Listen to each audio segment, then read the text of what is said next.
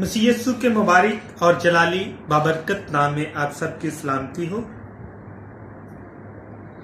आज हम खुदावंद के जिंदा और जलाली कलाम में से सीखेंगे यूहन्ना आरफ का पहला खत और उसका चौथा बाब और उसकी 11वीं और 12वीं आयत।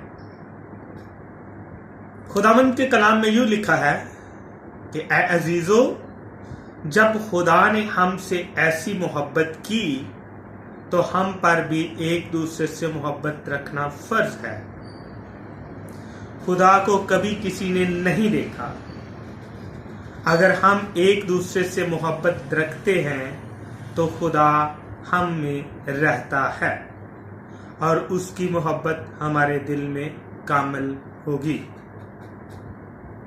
खुदावंद का कलाम पढ़े और सुने जाने पर हम सबकी खता माफ खुदावंद का शुक्र हो, आमीन।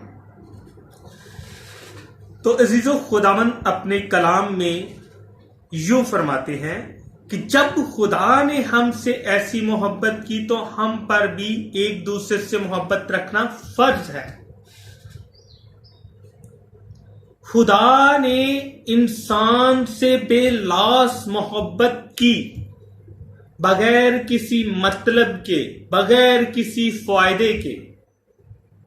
लेकिन दुनिया में रहते हुए हम अगर किसी से मोहब्बत करते हैं, अगर किसी से प्यार करते हैं तो वो सिर्फ और सिर्फ अपने फायदे के लिए, अपने मतलब के लिए। क्या हम पर भी फर्ज नहीं कि हम भी खुदा की तरह एक दूसरे इंसान से बेलौस मोहब्बत करें? क्या हम पर यह वाजिब नहीं कि हम खुदा की तरह एक दूसरे को प्यार करें जिस तरह खुदा हमसे प्यार करता है? क्या हम पर यह बात वाजिब नहीं कि हम खुदा की दी हुई मोहब्बत को इस दुनिया में फैला सकें जिस तरह खुदा ने हमसे मोहब्बत करते हुए अपनी जान का फिदिया दिया? अगली 12वीं आयत में खुदावंद फरमाते हैं कि खुदा को कभी किसी ने नहीं देखा। अगर हम एक दूसरे से मोहब्बत रखते हैं तो खुदा हम में रहता है और इसकी मोहब्बत हमारे दिल में कामिल होगी। यहां पर एक और बात वाज़िया होकर नजर सामने आती है। क्या कोई इंसान ये कह सकता है कि मैंने खुदा को देखा है? क्या कोई इंसान इस बात की वजाहत कर सकता है कि मैंने खुदा को देखा है? इस बात का अंदाजा हम उसकी दुनियावी मोहब्बत में देख सकते हैं कि वो दुनिया में खुदा के भेजे हुए लोगों से किस कदर मोहब्बत रखता है। वो दुनिया में रहने वाले लोगों से किस कदर मोहब्बत रखता है। अगर वो दुनिया में रहने वाले लोगों से मोहब्बत नहीं रखता तो अगर वो इंसान कहता है कि मैं खुदा के साथ वफादारी से चलता हूं या मैंने खुदा को देखा है तो वो गलत कहता है। क्योंकि जब खुदा ने हमसे ऐसी मोहब्बत रखी कि उसने अपने इकलौते बेटे को हमारे लिए बख्श दिया और बेटे ने हमसे ऐसी मोहब्बत रखी कि हमारे गुनाहों के कुफारा के लिए उसने अपनी जान का फिदिया दे दिया और हमें गुनाहों से छुटकारा दिया।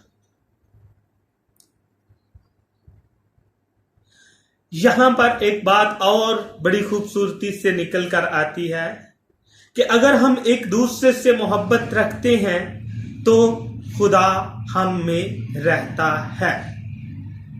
यहां बड़े गौर से देखने वाली बात है कि अगर हम एक दूसरे से मोहब्बत रखते हैं तो खुदा हम में रहता है इस बात को हम बखूबी देख सकते हैं कि जब इंसान एक दूसरे इंसान से मोहब्बत करता है, जब इंसान किसी दूसरे इंसान से मोहब्बत करता है,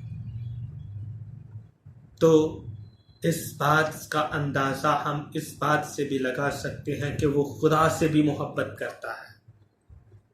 जो इंसान हर वक्त क्रोध, तकब्बर, घमंड, गरूर में रहता है, अपनी अकड़ में रहता है, वो कभी खुदा से मोहब्बत नहीं कर सकता। खुदा की मोहब्बत जब हमारे दिलों में होगी, खुदा का प्यार जब हमारे दिलों में होगा, तो हम हर इंसान से, चाहे वो कैसा ही इंसान क्यों ना हो, हम उससे मोहब्बत रखेंगे। जब ये कब होगा? जब हमारे दिल में खुदा की मोहब्बत होगी, जब हमारे दिल में खुदा का प्यार होगा, जब हम अपने आप को दुनियावी दुनिया में रहते हुए खाली कर चुके होंगे, दुनियादारी की बातों से अपने आप को आजाद कर चुके होंगे, और हमारे दिलों में सिर्फ खुदा की मोहब्बत होगी, तभी हम दुनियादारी से भी मोहब्बत रख सकेंगे।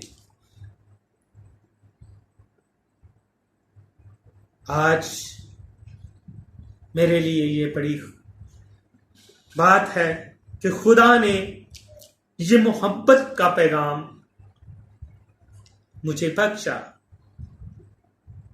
कि मैं आप सब दोस्तों तक, अजीजों तक पहुंचा सकूं। खुदावंद आज के जिंदा और जलाली कलाम के वसीला से मुझे और आप सबको बड़ी बरकत दे। आमीन।